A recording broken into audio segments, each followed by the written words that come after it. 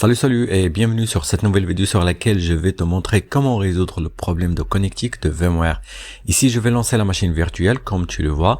Donc, je vais patienter le temps que ça se lance et après, je vais lancer le système d'exploitation qui est installé là-dessus. Donc, dans mon cas, c'est un Windows 10. Dans ton cas, ça peut être un Android, un Linux.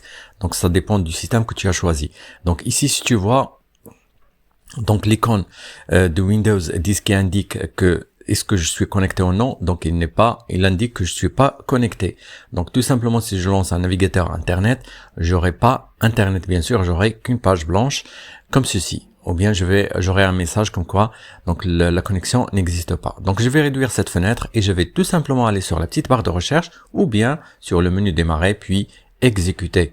Donc dans les deux cas, il faut saisir ce mot-là, donc c'est service.msc comme ceci et après tu valides par OK. Donc tu auras cette fenêtre des services.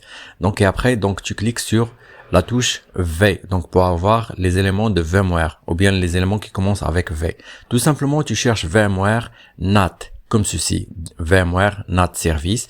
Donc tout simplement tu double-cliques là-dessus et après tu choisis automatique ici comme ceci et après tu cliques sur appliquer et par la suite tu cliques sur démarrer. Tu patientes quelques instants le temps que le service démarre et tu valides par OK. Et un autre service qu'il faut activer, c'est le DHCP.